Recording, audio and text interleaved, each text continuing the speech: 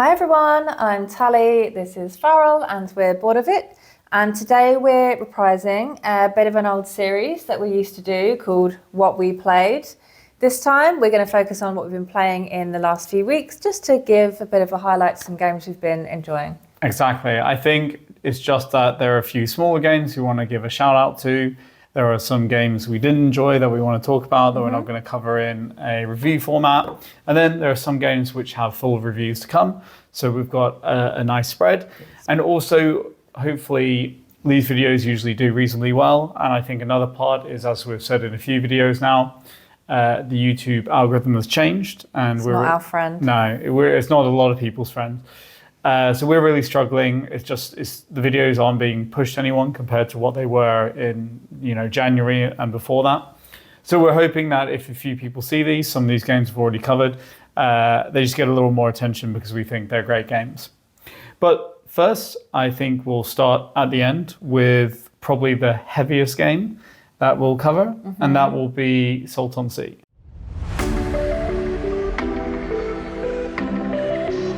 Salton Sea is a heavy Euro in the small box. It's got our favorite theme, which is energy production. Love it. And just before we get into anything, this was a review copy by the publisher, and we will be giving a full review in the coming weeks. So it's essentially a worker placement game, but also a kind of action card game. Yeah. So one of the core gimmicks that you'll probably have heard about if you have heard about this game is that your money is cards with actions on them.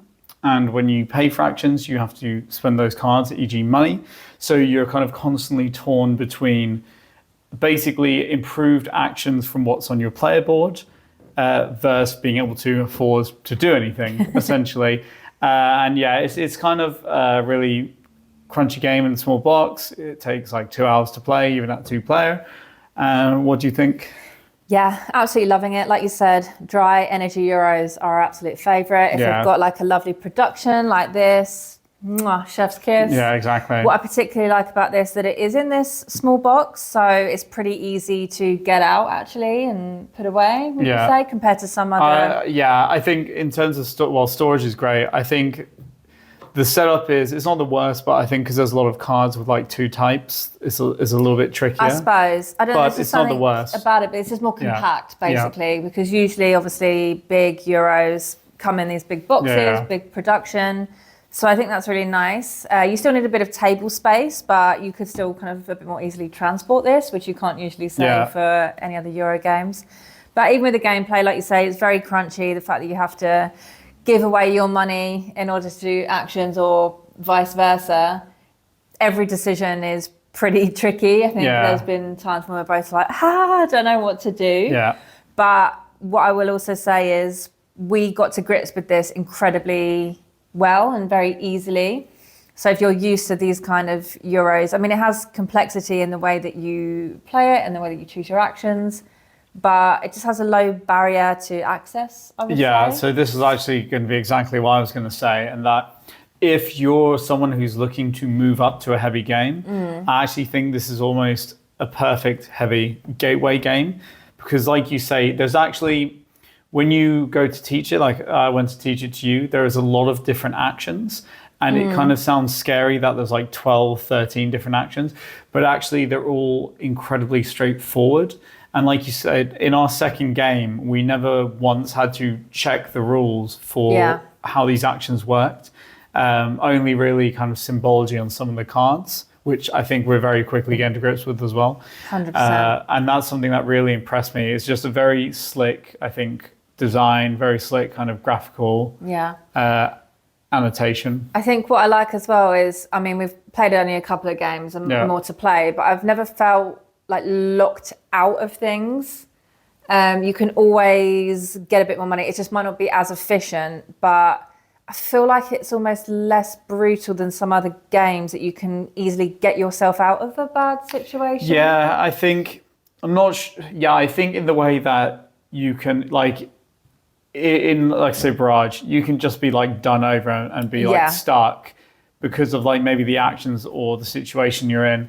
Whereas here, I kind of agree, but I do think it has a really brutal economy because it's like it can be quite hard to get money, particularly because unless you have an upgraded card, you can only sell like once per round. I just think the way that things interlink has always meant that I've been able to get myself out in various ways. So, for example, you could, without getting too much into details of the game, like get one of the cards with the resources on it, like the brine.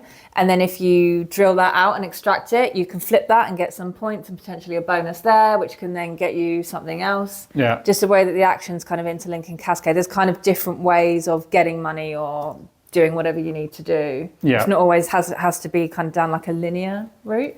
Yeah. I think what I also really like is the turns for the most part are super snappy. Yeah, exactly. There were some instances where we were like, yep, done this, back. And actually I barely had time to think about my next turn before you threw it back to me, which can't be said of many Euros. Of course, this might be kind of personal, how much people need to think about it. I do think it goes back to the actions there being a lot of them, but them all being so simple that's like why it's so quick. Some of them are just like 2 seconds and done. Yeah. So I think let's leave it there, get to the other games, because we'll be reviewing this properly. But obviously, 2 plays or so, very initial positive thoughts. Yeah, and let's go 100%. To the next game.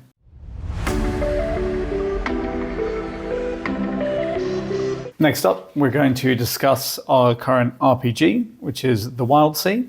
So as you may know from some of our reviews in the kind of past couple of months, we've been turning a bit more into RPGs. Currently we're doing a campaign of the Wildsea, and this was provided to us by the publisher for review. So another game we'll be having a full review of at some point, probably just another session or 2, I think, and then we'll write it up. But what do you, before maybe what you think. So it's quite an interesting theme. It's kind of post-apocalyptic in a way, where kind of verdancy and overgrowth, like mass kind of mutation and growth of plants has overtaken the world. So basically you're sailors, but you sail on the treetops of these kind of, mile-high trees. Maybe not that high, but, you get the idea. In a kind of fantasy-esque world. Your character is a living cactus person? Correct. Spike. Called Spike. Yeah, classic. So what do you think of the Wildsea then? Yeah, I'm enjoying it. I definitely think the world building is very strong here, as someone that has no imagination. Yeah, great. That's me. Maybe that's just like down to you and how you describe the stories. Maybe it's more kudos to you. It's quite extensive, right? Yeah. So I just find it kind of immersive in that way, and I can really imagine the kind of scenarios that you are speaking about and the types of characters that you come across, because like you say, they are a bit fantastical. Like we come across some pinwolves that had little spiky legs. Stiletto legs, and I could just really imagine them. Which is more than can be said for some other kind of games like this for me. It's not fantasy kind of, is not typically my favourite genre. But yeah, definitely enjoying it. Maybe it's, I think slow is a bit the wrong word. I feel like we're not getting to it's action packed, but I feel like we're not moving the story on forward so much. But maybe that's just, again, like group dependent. Yeah, I think the way it's gone, we kind of did the free opening scenario, and now I've completed that, and I think we'll lean a bit more into some character arcs. I think some character goals and drives. So it's going to be a bit more freeform. I think part of the struggle, maybe why it's so slow, is that I think, not that it should, but likely it's only expected to take maybe like 1 session, maybe, to go through that. And it took us like 2 or 3. Yeah. I think, to get through. So now it's a bit more freeform, or it's going to be in that whatever you do is like what you want to do. It's not on rails anymore. It's like a real campaign, if that makes sense, with like a loose background. So I'm looking forward to seeing what happens. But I actually have, I think I've grown into this RPG. I really enjoy, the kind of core book itself and all the world building it gives and the characters and the characterization. I think there's a lot of interesting elements.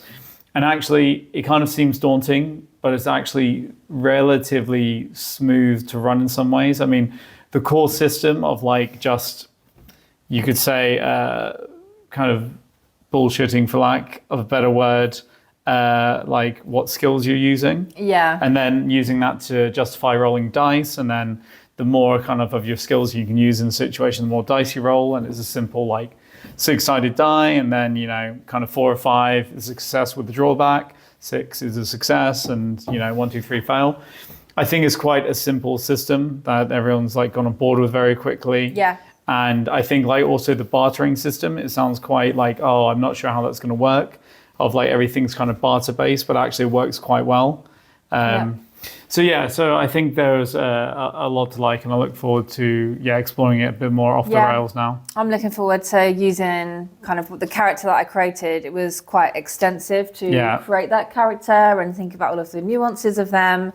I just feel like at the moment I haven't got to use it so much. Yeah, so I think... So I look forward to doing that a bit more. Yeah, kind of teaser that you'll be on the hunt for your nephew's finito in the future. Exactly, that's what I wanted. Exactly. That's my motivation. Exactly. So that was the Wildsea, and we'll go to our next game.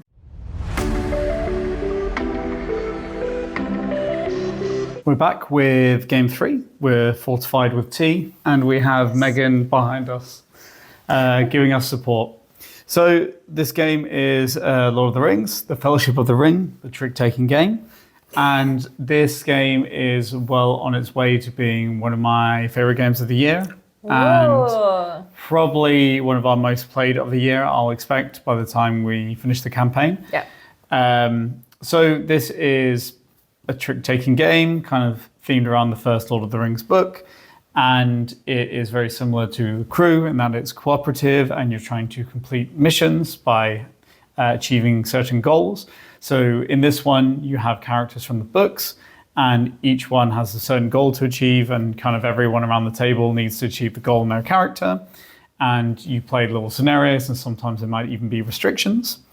But I mean, we're not I'm going to say this and then we're going to cover more trick takers in this video and be really positive about them. But we're not that big on trick takers historically. And I'm just really surprised. I really enjoy this. We're also not big on cooperative games. And I think there's just something really soothing about it in the terms of the beautiful artwork and production, the puzzle, the cooperative nature. I really enjoy it. Yeah, I don't know if it's for me that I'm not big on trick takers. Everyone I've played I've liked, I think. But just maybe it doesn't make up a kind of big part of our collection, or it's not something that we're playing all the time. But yeah, just echoing what you said, I think it's more we're not big on cooperative games part that's bigger for me. But this does keep us coming back. I think it's really nice balance of you need to achieve your own goal and you pick your character based on the hand that you have. Mm-hmm. So you have, this autonomy over that. But at the same time, it is cooperative. You can't complete your goal without your teammates kind of helping you, basically. Everyone needs to work together to achieve it. So I just think that strikes a really nice balance. And the character goals are what keeps it kind of interesting, because the fact that you can choose that based on what you have in your hand to try and match the goal. Really been enjoying it. Yeah, I just think it's just a really neat little box, and there's not a lot more to say. And what's interesting, we've mainly been playing it 2-player, so you kind of have a fake third player to take cards from and deal with. And it works exceptionally well. I think that hasn't obviously dampened our enthusiasm. But since our review, which I recommend you go to check out if you want a more kind of structured, in-depth discussion about what we like about it, we were also provided this for review by the publisher. We've since played it with multiple people, a full 4, and really enjoyed that. Might might be the preferred way to play, but I think it's very close. I'm not so bothered either way. I don't know if you have thoughts. No, I totally agree. I actually thought it would be really difficult with 4 people, actually. Obviously, because, you need to mind control more players to play the right thing. But I actually didn't find it that much more difficult. Just adds a little bit more of a puzzle to it, since obviously there's more people there that you kind of don't know what they're going to do or play. But didn't increase the difficulty. No, so I'm looking forward to playing this more. I think we'll play more with them again later this week. And this is actually, I think, the best thing I think the thing I'll end on is this is a game that we reviewed, and I keep wanting to get it out and play it because I want to see the campaign through to the end. And usually not because we don't want to, but we just move on to whatever's next on the docket, so to speak. And this has been like an active effort to keep getting it out and keep playing it, which I think is really high bar of approval from reviewers, you could say, when we've got like things to get through. Yeah, I mean, the play time is pretty quick, right? And obviously you can choose to do as many chapters, you call it, right? As you want. You could just say, let's just do a quick chapter, or spend a bit more time on it. So I think that makes it easier to get out as well. All right, well, I think we've had one trick-taking game, so now let's go to another one.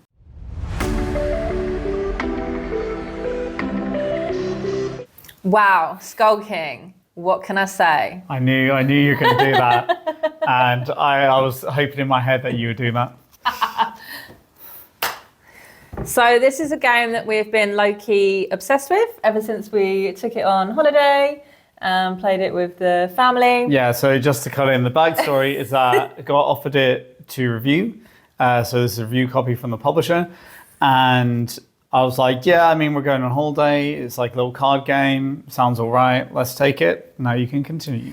It was not all right. It was absolutely fantastic. So it's... Fair play. Fair play. It's trick-taking with a twist, and that twist is that you basically need to make a bid for the number of tricks that you think you're going to win in a round.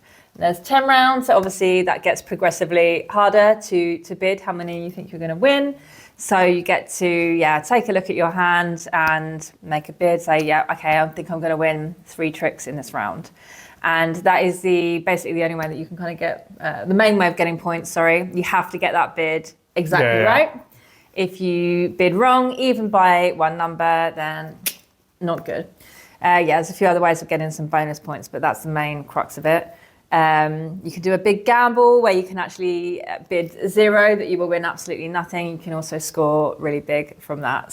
Or lose points really big. Exactly. So we really love it because it's a roller coaster, basically. You can be on those high highs in the beginning because you bid the number right for the few rounds, and then you start getting it wrong. Negative points. Exactly. Or vice versa. Or vice versa, exactly. It's all to play for, even if you're not doing too well at the beginning. So, it's a very exciting game. It keeps you engaged throughout. And, we've just been really loving it as kind of quick game, portable game, take on holiday. Yeah, so I think this is a game that's now achieved kind of legendary status with certain members of our family, just because of the time spent on holiday playing it and the highs and the lows. My sister and her boyfriend particularly like bidding 0 because you're basically playing to lose, and the highs are high, the lows are low. So they really like that kind of gambling, like tight nature of like desperately trying not to win anything. So there's just a lot of fun to be had.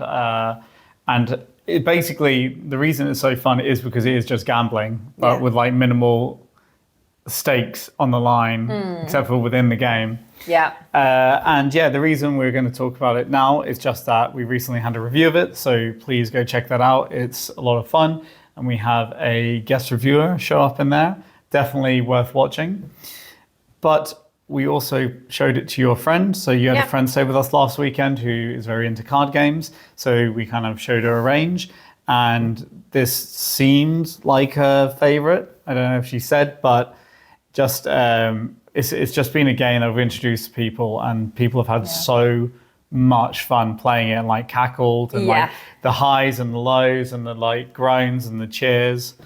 So 100%, I think she'll probably get herself a copy, and she was saying it'd also make a really nice present, which I really agree with.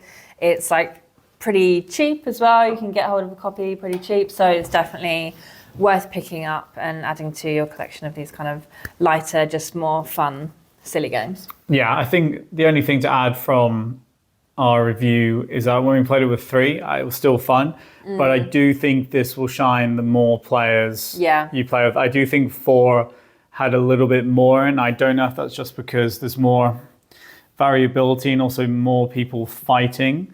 Because I think what tended to happen is, at least in the games we played at 3 players, 2 people would be fighting it out, usually with like 1 in the lead, and then someone will be like down the bottom somewhere. Whereas I think with 4 players, there's like more going on and like higher. Yeah. Because this goes up to 8 players. So, I just really, I would love to get this out, like maybe with the entire family and play like a 6-player game or something, see how that goes. That would be super fun. But if you're looking for a little kind of card game to play with like family or the pub game, I cannot recommend Skull King enough. It is terrific.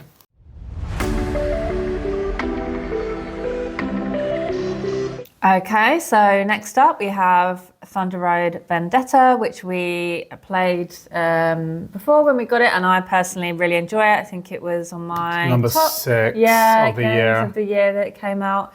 But we got it back out again to play with some friends recently, and I think it went down pretty well. And this is a racing game, kind of Mad Max style, right? Kind of a bit Fast and Furious. Everything's a bit crazy. Everything's getting blown up. Exactly. People are crashing, dying. Yeah. The idea is to eliminate the other players completely, so the cars come off the track. It's dice driven, and you just basically roll dice, and then you can move that number of spaces, and you assign 1 dice per vehicle because you have 3, and then you can add some other powers on basically. But it's all about trying to kind of crash and slam and drift. Crashing into the other players in the hopes to run them off the road, and then that's how it triggers the end of the game when one player gets completely eliminated and no cars left. Yeah, so like you said, we used to just have the base game, and then we ended up in the latest Kickstarter getting the Maximum Chrome Edition and the new expansion, Carnival of Chaos, which we haven't tried yet. But just because you were a particular fan, and also I think we would like to do a buyer's guide in the future of everything in here once we get through it. But so we have a new gaming group of some greenhorns who haven't played so many games. And we've been introducing them to some kind of zany fun ones like this. We had Lords of Vegas, and then we went into Thunder Road. We've had a really good time, and we've tried out some of the expansions, which we hadn't before. So mainly, so you call it Choppy Shoppy? Yeah, exactly. Yeah, that's really great. And that gives basically each car a special power, and also you a leader, so you kind of have another special power. Makes things more asymmetrical, and I think that's a lot of fun and quite interesting. It kind of adds like a little bit more decision into what cars you're moving and doing with what. Yep. I think with those cards specifically, I think what I personally really enjoy, I find this very thematic in the way that it's like designed, and it's just kind of chaos vibes, and you really feel like you're in this mad dash across the desert with the kind of the additional cards which give the cars those powers. I find it incredibly kind of smart how well they tie into things that are about cars. Yeah. So it would be like, okay, you have extra like armor around the car, and then that will really tie into like how that car has a different power. So if someone crashes into you, then they won't do you any damage or something like this. I think they're very I enjoy like reading them in a way, if that makes sense. Because I just think they're really smart. Yeah, I think another thing I really enjoyed trying out the other expansion, I can't remember what it's called now, but it's the one that adds kind of new tiles for everything, so new road tiles and new hazards, and also new damage. So that kind of just expands what could happen a lot further. It gives you more kind of tracks to race on, and I really enjoyed the kind of greater variety. You never know kind of what you're going to get, and it's led to some really great moments. Like it was me and one other player head to head, last 2 in the game, and she went over a hazard, and then it was a pit trap, which is a new one, and then basically a pit trap, you roll the damage die, and if it matches the car that's on it, it like dies. And she had a small car, so very low chance of getting that. And then she rolled a small, and that left me as the only player. You know, it's like very dramatic end to the race and a lot of fun. And yeah, just really enjoyed the variety it adds in as well. So now I'm looking forward to trying out the other expansions and seeing what they add. It's very tactile as well. You know, the little model cars, like they're really well done. You have a chopper that you can use to people as well, and kind of the helicopter spinning. I don't know, I just really like to touch all of the pieces. Yeah. And then the dice are nice and chunky as well. Just, really like excellent production. I think the biggest negative is the kind of unpredictability of how long a game can go on. Yeah. I think that's the only negative I'd say about it. You know, putting aside, you know what you're getting going in. It's a game of kind of luck and zaniness. Yeah. You know, 3 games we've played with these friends, and I think the first one was kind of like an average one. Second one was like really high octane. Yeah. Well, that was kind of also because I flipped an earthquake, and so it moved everyone's cars in one direction. It cut out about like 3 or 4 cars. So that kind of sped things up as well. But that was like very zany and like sharp and quick and explosive. And then the last game we played with them, that was like 90 minutes, and I wouldn't say not a lot happened, but it was just like very slow of people getting out, which is kind of the final trigger to end the game. And it dragged on a little bit because you want it to be short and sharp, basically, because there is a lot of luck. So that's the one negative. But I think something we're looking forward to exploring more and talking about more.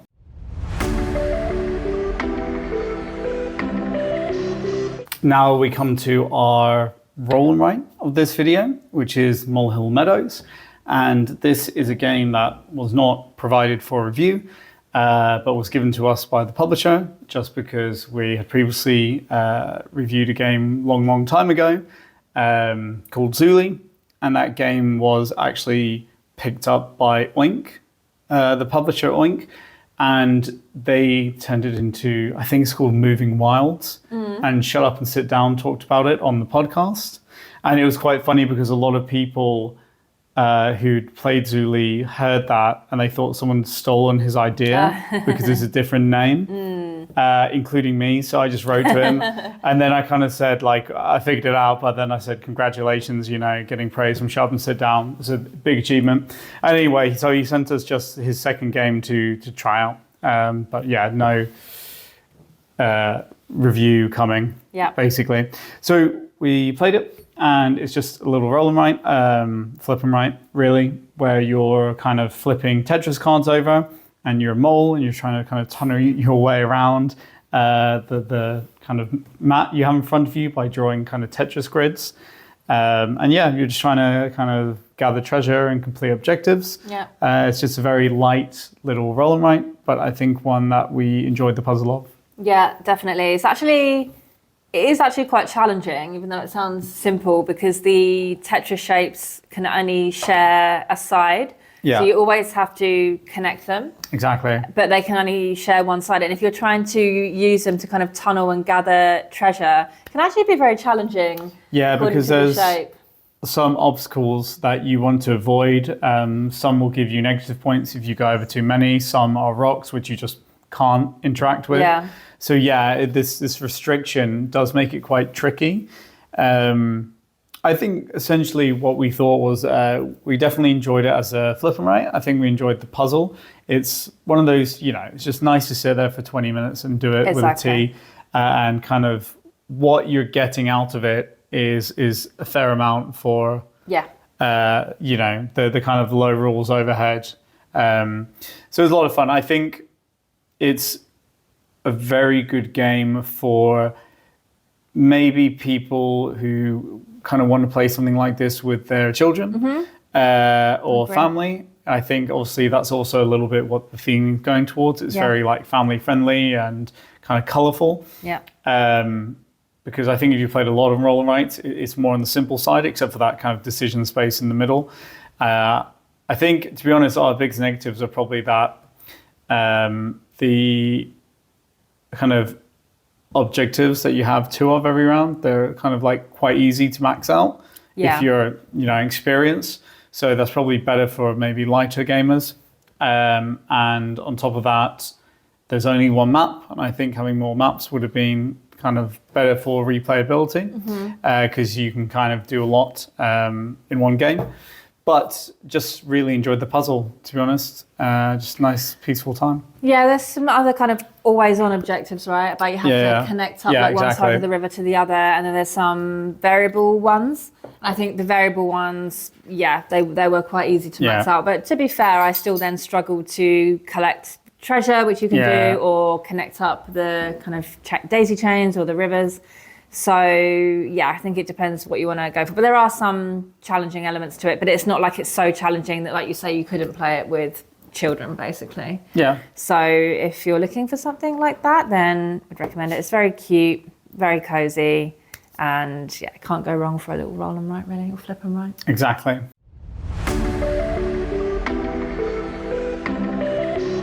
Here we have Brian Boru, and this is a game that, if I made a list of most underrated games, I would have it very high at the top of that list. Maybe you should do that.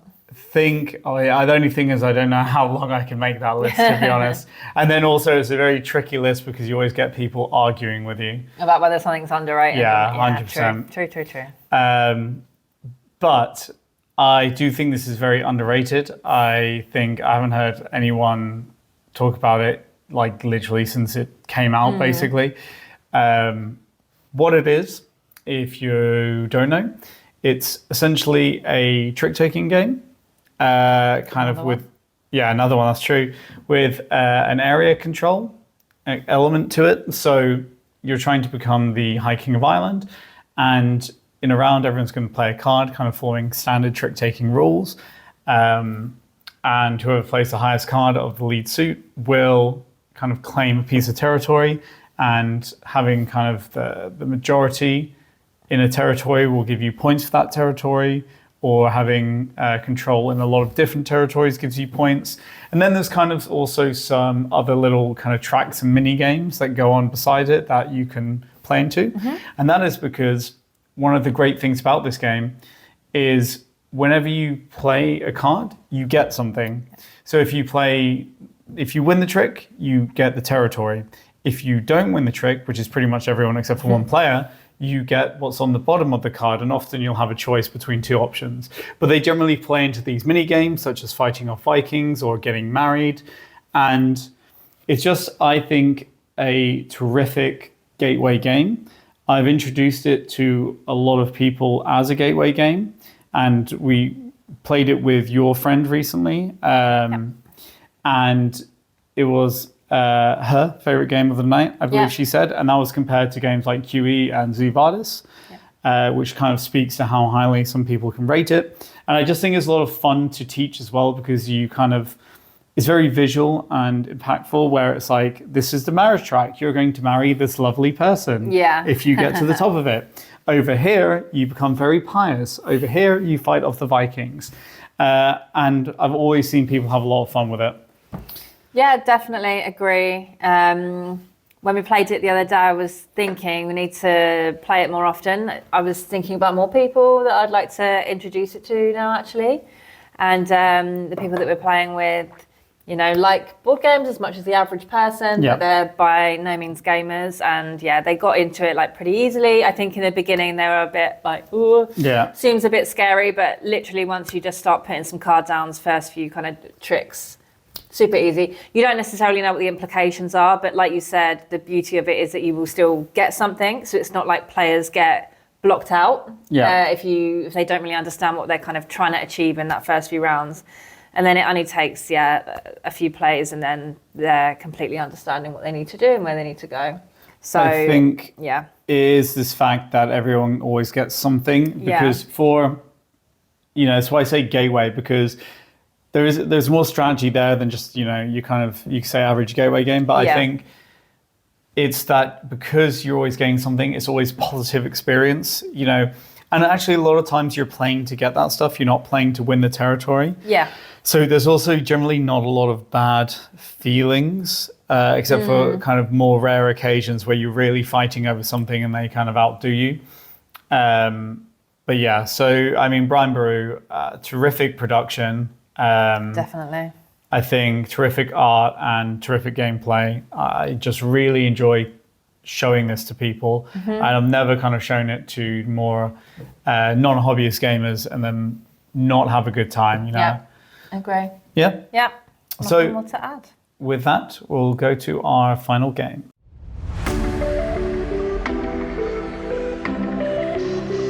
Our final game is Fractal, and you might notice there is no box here, and that is because it is tucked away in the basement, and I could not be bothered to bring it up, which is kind of allusion to what we think of the game. Oh, yeah, okay, harsh.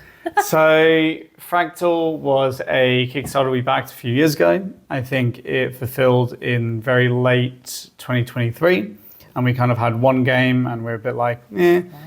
And then it's been on the shelf of shame since then. So we kind of committed to playing it, to, you know, basically give it the college try and see give what it we a thought. fair shot. Because I mean, it wasn't you know, a small cheap Kickstarter. It's essentially a 4X game, and its promise is that kind of 4X game in an hour. It's trying to kind of make its niche in being a quick playing 4X game where within like an hour you kind of get a full game compared to, you know, your Eclipse or Twilight Imperium.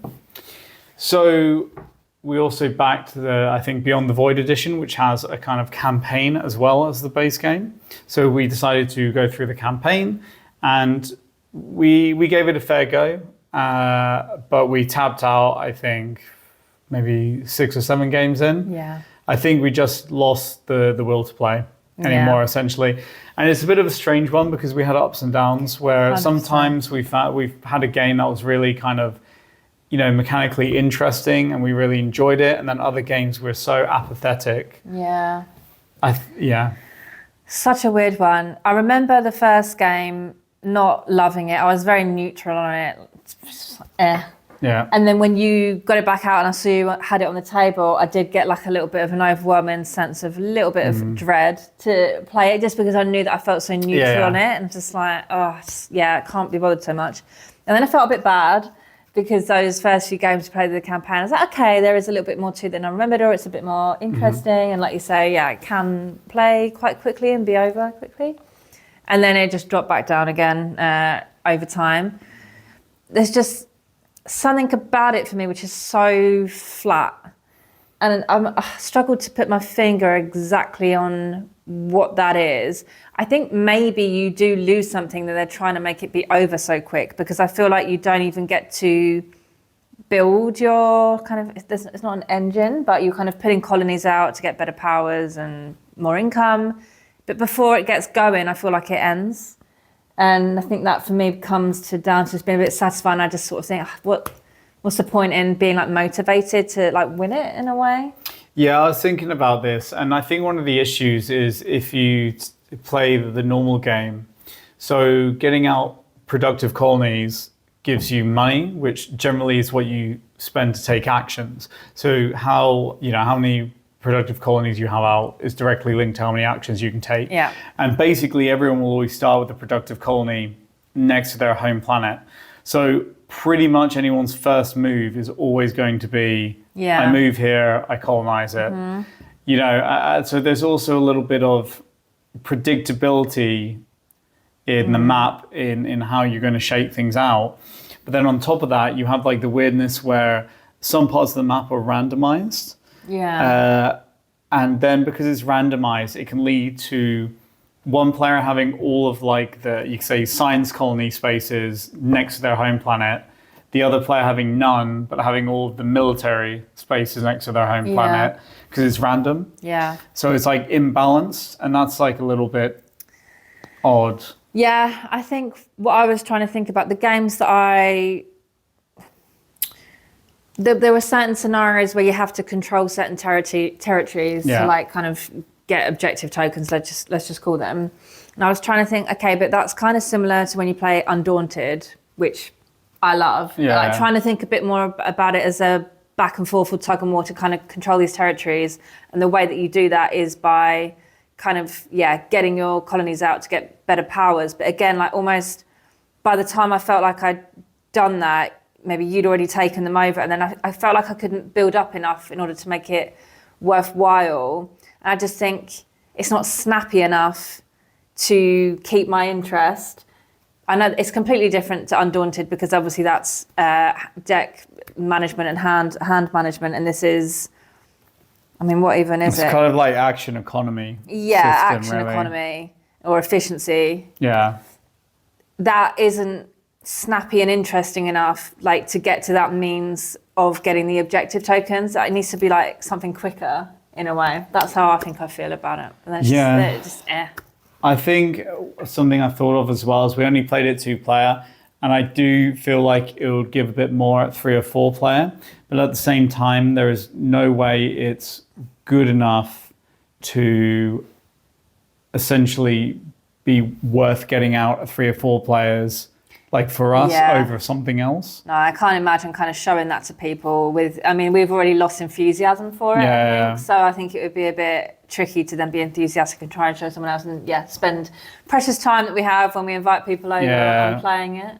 I think what's wild to me is I've seen people comment on BGG and be like, oh yeah, like this is terrific. I sold Eclipse because like, I don't need it anymore. What? So I can have this. And I'm like, that's wild. I mean, obviously there's like personal preference and maybe, you're going over the speed of playing, but it's just like, I think a standard game of Fractal is going to shake out fairly similar. Whereas I think with Eclipse, because of all the technologies and like the way you can build your ship, there's so much variety, which is like, it's quite strange to me that, obviously different things are doing quite different things in the same space, but just very weird to read that. I think for me, it's maybe like the faction powers are not kind of interesting or unique enough that would ever make it even near Eclipse. Well, I think there's also an element that a lot of it is kind of, they make an attempt, but it doesn't quite reach. Like the same with the faction powers, sometimes they're just not, you're like, And then it's the same with the action cards where you can kind of twice per round take these action cards. And I think, there's supposed to be these like very interesting and like enticing action cards because once you take 2, you're out of the round. But the problem is a lot of times they're very situational or they're just not quite there. Yeah. So then we'll look at the marketplace and be like, I don't really want any of these, which is like a weird thing because they're supposed to be like really powerful and enticing. Yeah.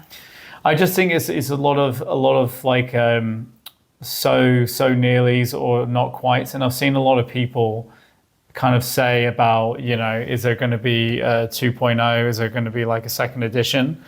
And I think this game was a little dead on arrival because I never heard anyone talk about it when it came up. No. And the thing is, I will say that I think the production is really good. It's not just like a Kickstarter someone's like randomly chucked out.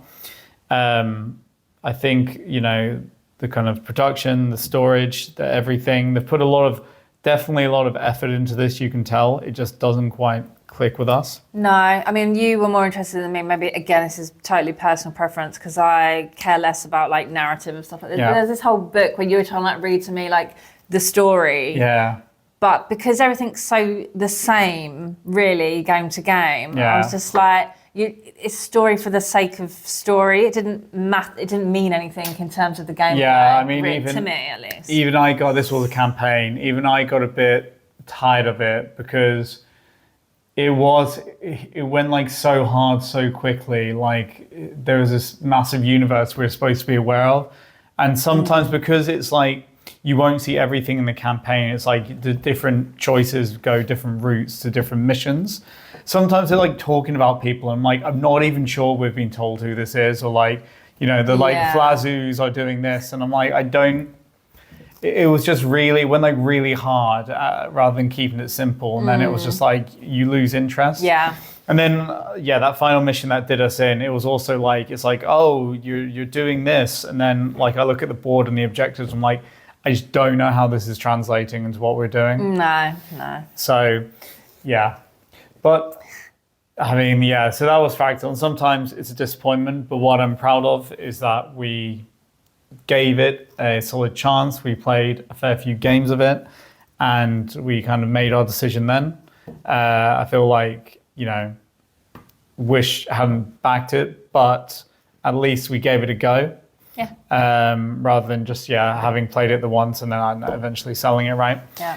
We experienced some of it, because I think we're big believers in at least giving games multiple tries. Yeah. I think obviously there's different scenarios. So, if you show your friend a game and they don't like it, then don't make them play it 3 times. But if you buy a game, I think we're very much against trying it once and being like, nah. Yeah, so 100%. I think we've definitely had a lot of experiences where games really unlock when you do get to know them. I think we would have missed out on some excellent games if we didn't give them more fair chances and played a bit more. So, no, definitely glad that we gave it. I think that's a big part of our kind of ethos. I will say I was super relieved after that last game that you were like, I think I'm over it. Do you know what it was? I think there was that point where you got really frustrated with one of the scenarios. And then it was and I was almost ready to also be like, let's stop playing, a few games back. And then you were like, no, let's do another one. I was like, you sure? You're like, no, let's do another one. And then that one was quite interesting. Yeah. And that kind of picked it up again. So it was like, that's the problem. It was so close sometimes. But yeah, so that was Fractal. Definitely a disappointment for us. But, they're not all winners. So that has been what we played. We hope you enjoyed it. If you have any questions about any of these games, let us know. And please subscribe if you haven't already. If you found it interesting, we'd really appreciate it. And we'll see you next time. Bye.